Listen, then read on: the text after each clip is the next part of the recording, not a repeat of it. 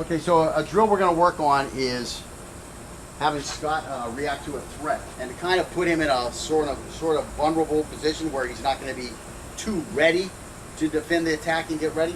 We're going to have him sit in a chair. I'm going to stand over here with a fake knife, and what he's going to do is he's just going to jump up out of the chair and move to the left and deploy the knife, and the next time jump up to the right and deploy the knife.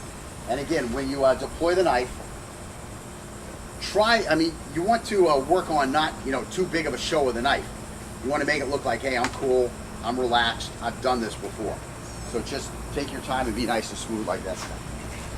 So again, I'm just going to tap on a board, and that means the attack is coming or the threat is entering the area.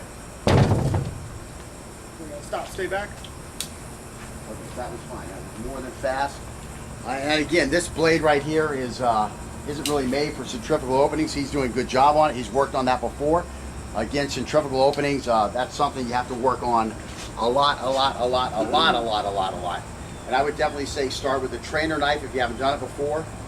That's basically about all you can do, unless you have an old knife that's just not really that sharp. What I used to do is I do strange stuff, okay? What I used to do is when I would drive to work and come home from work, I'd do 500 reps with my knife, or as many as I could get in the amount of time it took me to drive home. And I would do it with my right hand and my left hand, that type of stuff, until I got good at it. I still do that every now and then. When I'm driving home, I just start popping that knife, popping that knife, popping that knife. And again, that's my maintenance. You have to do maintenance on this stuff. I mean, if you've never learned to do something and then not done it for like 6 months or a year, and then you go to do it and all of a sudden you're a spaz, you can't do it, you don't know what I'm talking about. But if you have worked on something and you keep working on it, you're not going to have that problem. But for anybody, it can happen. You do something, you do it good, you haven't done it for 6 months, and all of a sudden you don't do it quite as good. And it could be that was your 1 in a million day, and you will wish that you had done it at least once a month during the past 6 months. So that's what I always try to do. I always try to do something once a month. Like on the first of the month, it's time to clean my weapons. I got to look at my knives, I got to look at my guns, and just get some fresh oil on them, nick off any stuff that doesn't need to be on them, and get ready to go. So then with this stuff, with the knives, once a month in my car, I'm popping that knife a little bit, that type of stuff. Shooting, you got to go shooting, or at least dry fire on a regular basis, that type of stuff. So again, this is a skill that can definitely diminish if you don't work on it. Okay, so we'll try that again. Same, going to the same side.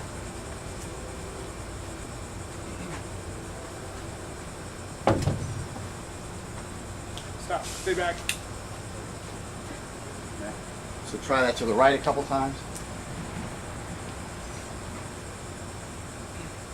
And what I'm doing, I'm just walking towards him from about 15 feet away, and he's getting ready in plenty of time.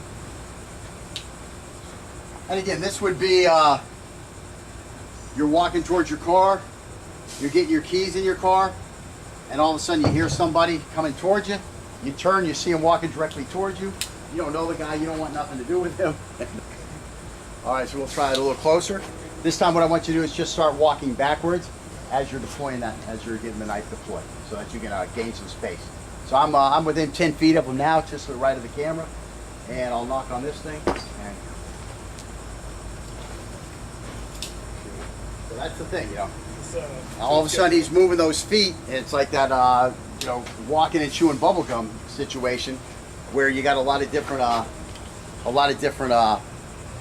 messages being sent from the mind to different parts of the body, and different stuff coming through, until the whole filter kind of slows down, or the filter gets clogged up because so much stuff is moving through it. And What's up? yeah, that was nice and quick. So again, this is a situation where a guy's talking to you. Maybe it's at the gas station. You know how these guys, they like to walk up to you, hey man, I need some gas, I need bus fare, I'm thirsty, it's hot out, I need to buy a water, whatever. These guys, that may really be their intent. I mean, they may really only need a couple dollars for bus fare to get home, okay? They may be looking at you for a weakness that tells them this is a guy to get all his money from. I can't remember that guy's name on that subway train in New York City. Bernard Getz, thinking is his name. I'll have to edit this if that's wrong. But these guys used to rob with a screwdriver. Okay, so they had a little, it wasn't a little screwdriver. They had a couple 6-inch screwdrivers, and the tips were sharpened. I mean, they weren't really screwdrivers anymore. They were fashioned into weapons to punk people with. And what they would look for is a guy who looked all timid and passive and all this type of stuff, who probably had a good job and probably had, you know, 10, 15, 20 bucks in his pocket. And these guys were going to come up with their stuff and not actually rob him. They were just going to present a threat and then ask him for his money and let his mind do the math. And of course, in his mind, the math was, I better give these guys money or they might poke me with one of these screwdrivers. So that's what these guys would do. So they would do this to Bernard Getz. And, you know, he's getting robbed. Okay, that's basically what's happening. He's getting robbed. Until one day he went out and decided to buy a gun, and then he shot them all and gave them what they deserved. I don't know if you remember that case, an interesting case. So anyways, here we've got our man Scott here, and here I come up with my screwdriver. And when I present the screwdriver, okay, the first thing you want to do is, you know, stop, stay back. And again, if I come at you, these are going to be fingers right into the eye. So again, stop, stay back. Now you've got the left hand back, so they can't really see what you're doing with this left hand turn. And before they know what's happening, as you step in your stance, this knife is coming out, and hopefully you get flicked over nice and neat. And again, this isn't, you know, this isn't the knife that he's going to use. He's going to use a different knife. I mean, you know, an Emerson Open is going to come out open automatically. You're not going to have to play with it. He's playing with this knife. He's never really, I don't think you've played with this knife at home. Have you practiced with it at all? Okay, so he hasn't really practiced with it that much. This isn't his knife at all that he's done, you know, 1,000 reps with, etc. So he's working his way through it. So we'll see how he does. Go, man, you got some money involved? Stop, stay back. I just want to get those 2 steps, the flow. And I know there's a lot of thinking going on. Where's the knife? Where's the knife while I'm moving? So again, that's why you need to practice this several thousand times along the way. Hey, man, you got some money involved? Now that was pretty quick. He's only done it a couple times. Scott's a pretty good student. I know he does work on some stuff at home, which is good. You want your student to work on stuff at home a little bit. Hey, man, you got $5 for me? Try that stop, stay back. That's even 3 things at once. Stepping, he's trying to step, he's trying to get that knife deployed, and he's trying to think through a process. Now again, we say that stop, stay back, because if there's somebody standing over there, he's saying stop, stay back. So what is he? Is he the aggressor, or is he the guy on the defense? Well, obviously, if I look over and I hear him saying stop, stay back, well, what other, you know, what other supposition, is that a word? I don't know. Can I come up with? I don't know. What other, I mean, to what ends can I, you know, think is happening other than this guy who already has the stuff out and this guy who's moving away? Well, this guy has to be the guy who's in trouble. Okay, so, no, man, I need that $20. Stop, stay back. There you go. Okay, so let's try it a couple times. Just move to this side here. Again, you're moving away from the knife. Moving away from the knife is good, but as we see later, he's actually moving into my my center of attack here, where all my angles of attack are going to be. So it's not the greatest thing, but we're just going to work at both sides, because like I say, you need to work all different sides. Go, man, let me get $5. Stop.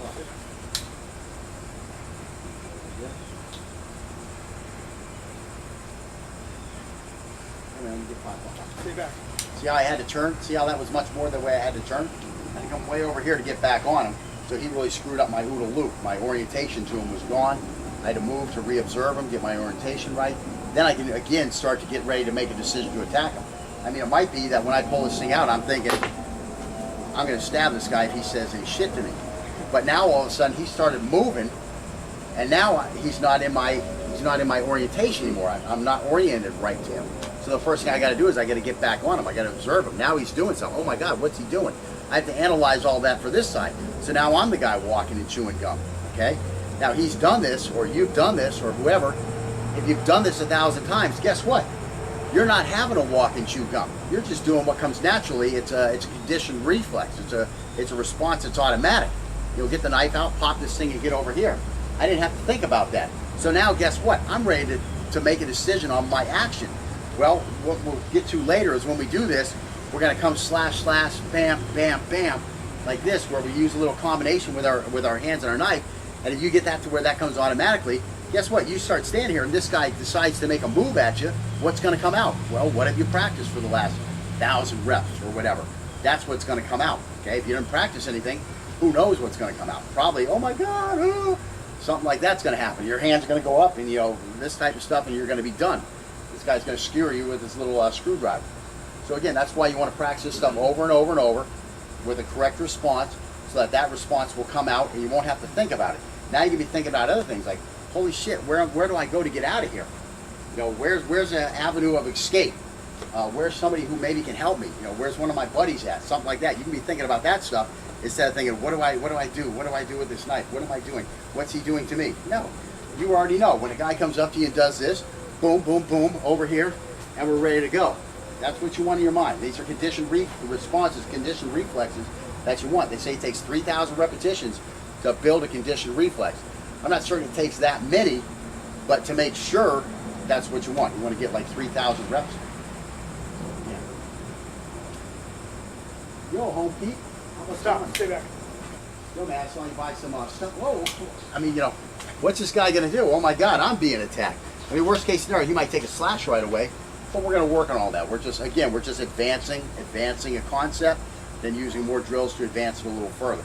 So what we're going to do now is we're going to do a little chase and avoid type skill with the knives, and again working on a deployment basis. Okay, and what we're working on here is just moving and deploying the knife. Okay, so he's going to come at me in an attacking fashion, and I'm going to back away in a defensive fashion. And whenever you're ready, I'll stay back.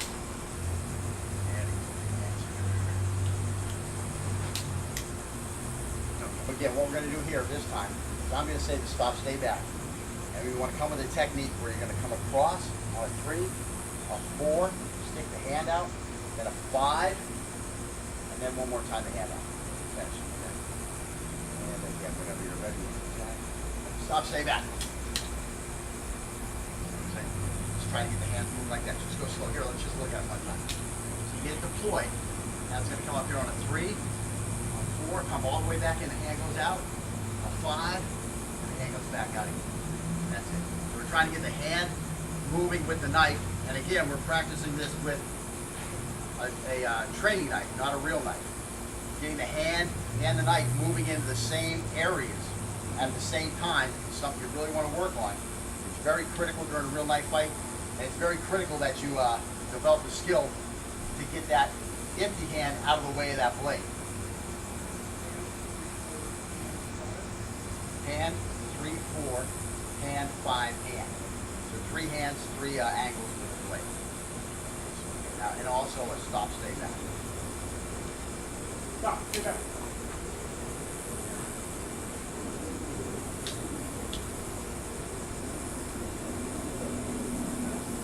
Yeah, oh yeah. And again, that's the whole knife fight.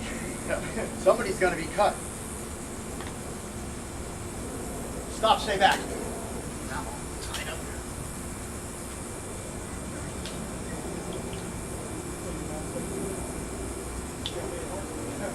Oh, here, stay there.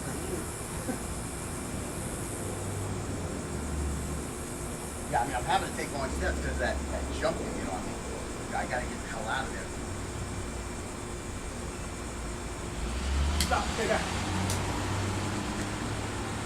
Maybe I should stab in there or something.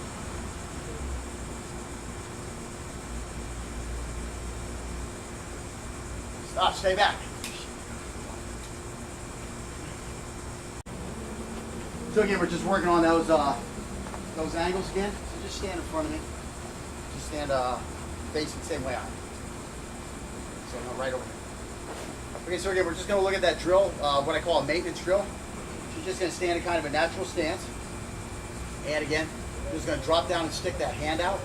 And I'm not going to play with this knife deploying it because it's just the tip down is really driving me crazy. I'm just going to have it in my hand the way I would have it to deploy it.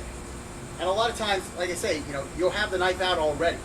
There's nothing wrong with walking down the street with a legal sized knife in your hand. Typically, you're looking at about 3 inches, 3-inch blade. This knife is legal for me to walk around with down the street, like that little native I have. It's legal. The Endura is just barely inside Florida statute. It's legal for me to have that knife in my hand while I'm walking around. It's folded. It's not out. It's not a weapon right now. That's legal. I can walk around with this in my hand like this. So that's not a big problem. So now, as soon as I see this guy start balling me, or I see some guy, coming towards me from a weird angle, and I don't know this guy, and he's looking at me, I can put this knife in my hand and carry it in my hand. There's no problem. Now I'm much further ahead of the game than I was with this inside my pocket. Much further ahead of the game. Now I'm actually ready, because this is all it's going to take, and that knife is ready. I can do this behind my back. The knife is ready. He doesn't see what's happening there. He sees a little jerk. If he knows what's going on, he knows what just happened, and he's going to head the other direction. I've had actual situations where two guys tried to mug me. In this one situation I'm going to tell about, two guys tried to mug me, and what I did was I wound up going directly towards one of the guys, did a centrifugal opening on him, and this guy hit a 90-degree turn, going back to this other direction as fast as was possible. Never said a word to me. Didn't say nothing like, "Yo, man, what's the knife for?" No, he knew exactly what the knife was for, because he knew exactly what he was doing there. And now he knew that I knew exactly what he was doing there. He just turned and went the other way, give his buddy a little nod, and the two of them went back to where they started from. So, if you're competent, you can show a guy you're competent, that's going to help out. Now, of course, if this guy's a real thug, he don't give a shit about my little display. He wants to see if I can back it up. And, well, then you've got to have those skills to back it up. That's why I'm saying, I remember early on in my martial arts career, like in '79, I had this Taekwondo instructor, a Ken's Taekwondo instructor up in New Jersey. And he told me that the most important thing about martial arts was the confidence it built, and that when you felt confidence, people wouldn't mess with you. And while I say that's a nice theory, the problem is when the thug comes up, he don't give a shit about your confidence. As a matter of fact, the one thing he wants more than anything is to break your confidence, okay? And that's when you really have to be ready. You have to train for the thug, not the guy who, one Taekwondo kick to the chest is going to send him, crying to mama. No, you want the guy who now is saying to himself, "Oh, now I'm in a fight. Now I'm really going to show this guy." That's the guy you got to be ready for. So again, I digress. Just stepping back with this thing again. So we've got the knife already in our hand. We're in a ready position. Now this guy comes at us. We're just going to step through, nice and smooth, Scott, and the 3 strikes. So and go. Bam, bam, bam, bam, bam. Stay where you were. Yep. And again. And stop, stay back. Stop. So that will be our impetus to go.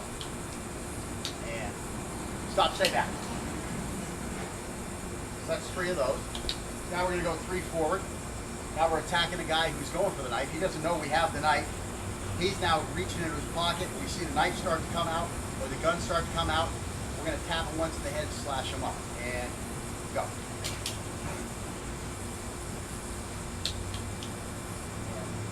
Attack. Bam, bam, bam, bam, bam. And attack. Bam, bam, bam, bam, bam. Go. Now just turn to your left. Now we're going to go sideways. Now, a big thing when we go sideways is this guy's not going to be straight front anymore. If he's here and I step, well, now he's over there. So I just need to make that one little adjustment. Now we're going to make that little adjustment. We're going to step, and then we're going to step through. We're going to start with the step and drag, but we're going to finish with the step through so that we can orient on this guy. And stop, stay back.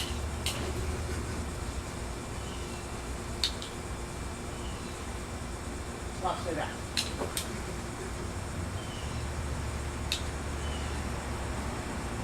Stop, stay back. Now we're going to go the other way. So same thing. You step with this leg first. And now we're going to do a double step to get back into our proper orientation with our feet. Not always necessary. I mean, if you can get this knife open pretty quick during the first stop, stay back, like here, I've got it open. So as I can just start doing my work here, or I can try to clear a little more distance with the step through. That's 2 different things you can work on. And the first time we're going to do it with we'll just do step and drags. Then we're going to come back. So no, we're just going to take a big step and drag and go to work on this guy. And the next time we'll do the step through, and then we'll come back this way doing that other step. Okay, so again, stop, stay back.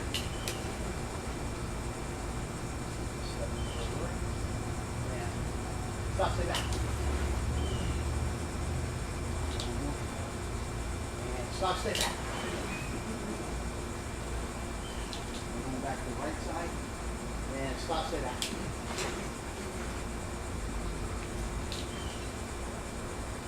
Stop, stay back. Yeah. Stop, stay back. Now you see us dropping down as we get ready to move. And again, that's all part of that thing that we talked about the other day. Using opposing inertias and the equal and opposite type stuff to neutralize that we can just move more freely and more smoothly with our vaulting leg. I was reading last night, what was it? Shoot to Live, I believe, by Applegate, based on Fairbairn's teachings, or it was by Fairbairn, I can't remember. But I was reading through that, and they were talking about a situation where they came into a criminal hideout type thing, and they knew that there was going to be gunplay once they got in there, right? They knew there was going to be gunfire. So the team of Shanghai police comes in here, and they have to go down an alley, kind of a fatal funnel. They have to come down, and as they're coming down that fatal funnel, they know at the end there's probably going to be gun shooting. Now, he never did relate whether or not there was gun shooting in the at the incident, but what he pointed out was the next day they came and looked at this stuff when it was daylight, right? And they noticed as they went down the same aisle, this same little alleyway, there were these wires stretched across, right at face level. All these different wires stretched across. And, you know, they were like, I wonder why those wires were there. And they found out that they were just hanging cloth on there that had been dyed. But what they realized was, how come none of us bumped into that last night? I mean, if we were walking down there, how come none of us bumped in there? Well, it's a very natural reaction when shit's going to hit the fan for you to get crouched. So that's what we're using. We're using a natural body instinct reaction in this movement. I mean, when you're doing it in your training, you're thinking like, oh, this is a pain in the ass. I got to do all this stuff. I got to lift these knees up. But believe me, when the shit hits the fan, when that adrenaline is running, when you're going back to your prehistoric instinctual animal, reactions, that's what's going to happen. This is where you're going to be. If you train it in, all the better. Okay. Now you have a chance to control it. If you practice like this all the time, and now all of a sudden you're like this, everything's going to be different. The angles are going to be different. So that's why it's important to get those little bends in, because they're going to be there when it actually happens, whether you want it to or not. Okay. So what are we doing now? We're going across this way. And stop. Stay back. Stop. Stay back. Sometimes I say it before, sometimes I say it as I'm moving. Stop, sit back. You never know what the actual reaction is going to be. Okay, now this time we're going to step and drag, and then step through, step through. Okay, so we're going to get a lot of distance waiting. So just to show you one time. Stop, stay back, and step through, step through. I'm trying to give this guy a job. Got a little sniper sneaking up on me. All right, you ready? So watch out, because we're moving that way, okay? Can you go over there, or can you go over there? Which way are you going? You want to sit on your sandbox? Sit on that little thing and watch us. Go get your chair. Go get the chair. There you go. You can watch us from right there. Okay, sit in the chair. You got the puppies hanging out somewhere else. You ready? Stop, sit back.